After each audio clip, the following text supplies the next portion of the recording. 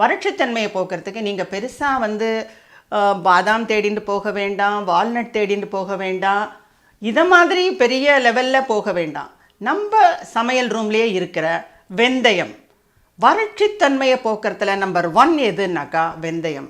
So இந்த fenugreek என்கிற வெந்தயம் நீங்கள் உபயோகப்படுத்தி உங்களோட வெந்தயத்தை டெய்லி எடுத்துக்கிறதும் இந்த வறட்சித்தன்மையை போக்கும். அதே மாதிரி வெந்தயம் கொஞ்சம் எடுத்துக்கோங்க, 1 ஸ்பூன் வெந்தயம் எடுத்துக்கோங்க. இதோட கூட சேர்க்கறதுக்கு வெள்ளரி விதை, அதே மாதிரி கசகசா. கசகசால தான் எண்ணெய் பசை நிறைய இருக்குது, அதுவும் நம்ம கிச்சனில் இருக்கிறது தான். கசகசா, வெள்ளரி விதை, வெந்தயம், அது தவிர கொஞ்சம் வந்து நீங்கள் பாதாம், ஆல்மண்ட்ஸ் எடுத்துக்கலாம். இது 4மா தனித்தனியாக ஊற வச்சு அரைச்சி அந்த விழுதை போட்டுக்கிறது. அது நெக் வரைக்கும் போட்டுக்கலாம், இல்லை எக்ஸ்போஸ்ட் ஏரியாஸில் போட்டுக்கலாம். கைகள், கால்கள் எதெல்லாம் எக்ஸ்போஸ்ட் ஆகுதோ அதெல்லாம் சீக்கிரமாக ட்ரை ஆகும். ட்ரைனஸ் அப்படிங்கிறது பொதுவாக ஒரு எண்ணெய் பசை தன்மை இல்லாத இருக்கவங்களுக்கு வந்தாலும் ஏஜிங் அப்படிங்கிறது வரும்போது it is a common issue. இப்போ ஏஜ் ஆக ஆக ஈஸ்ட்ரோஜன் ஒன்ஸ் ஸ்டாப் ஆகும்போது women get the dryness.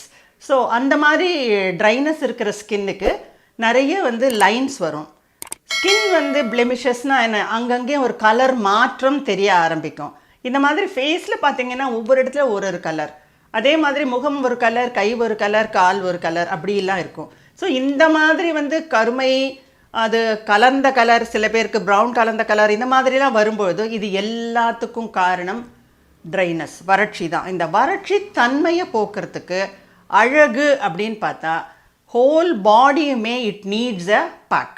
So அந்த மாதிரி பேக் நீங்கள் பண்ணணுன்னா அதுக்கு வந்து வெந்தயத்தை நீங்கள் யூ கேன் டிபெண்ட். ஸோ வெந்தயம் கொஞ்சம் நிறைய எடுத்துக்கோங்க. அதை மாதிரி வந்து ஒரு 1/4 இருக்கிற அளவுக்கு இந்த வெள்ளரி விதை, கசகசா, ஆல்மண்ட்ஸ், இது 3ஐயும் நீங்கள் சேர்த்துக்கலாம்.